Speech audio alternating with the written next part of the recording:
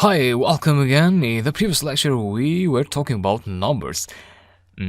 Specifically, we looked at integers and float data types. So these are referred to as data types in Python. So integers and floats. In this lecture, we're going to look at strings.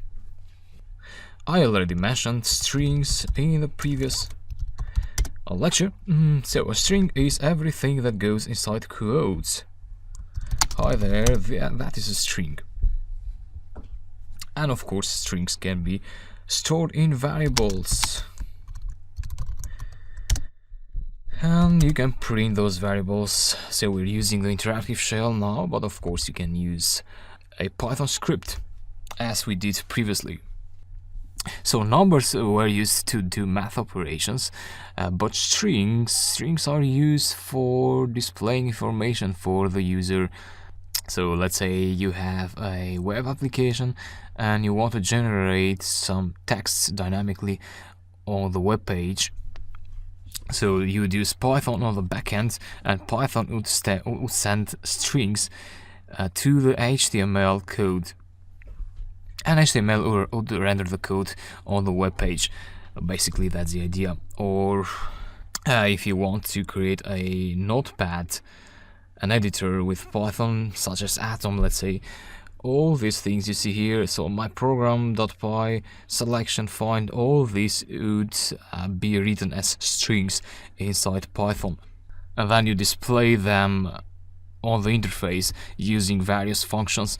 For instance, if you want to display a string on the terminal, you'd use the print function.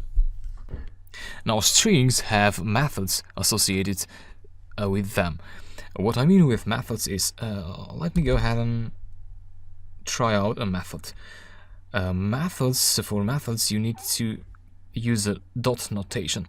So you refer to the string, which is string C in our case, actually variable C, but the variable is holding the strings, so it's the same as doing here dot. So let's do C dot replace. And what I want to replace is E with I. So I'm replacing for string here, I'm replacing letter E with letter I. And what that will do, it will replace all the letters, all the occurrences of this letter in the string. So you'd ask, where can we see these methods? Well, that's very easy actually. You can do dir and then pass a string there, any string. It could be C, it could be an empty string or whatever. And that will print out all the available methods that you can use with strings. So let's say C.upper, that will convert the string to uppercase letters. Now, if you want to know what these methods are about, you could ask for help. Just do help, and then C, so the string, or just empty string dot replace, just like that.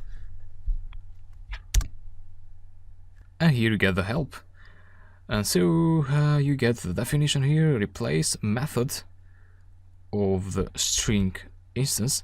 So string is like the blueprint that creates strings objects. Or you can say the data type that represents text. Look here is the syntax. So what you do is you use the string like we did.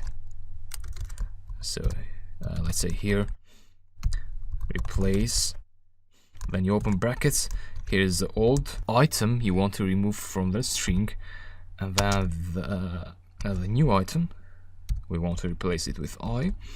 And then what you see here in square brackets, that means this parameter is optional, so you can either pass it or not.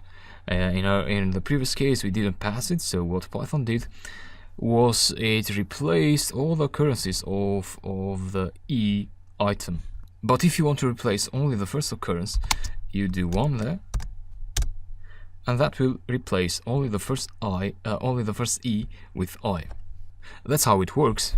So strings, they support functions, so print is a function here, and they support methods like this one here, and they also support operators.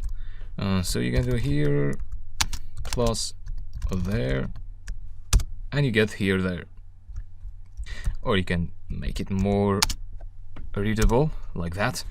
So an empty space is also a string. And yeah, that's about strings for now, and I'll talk to you later.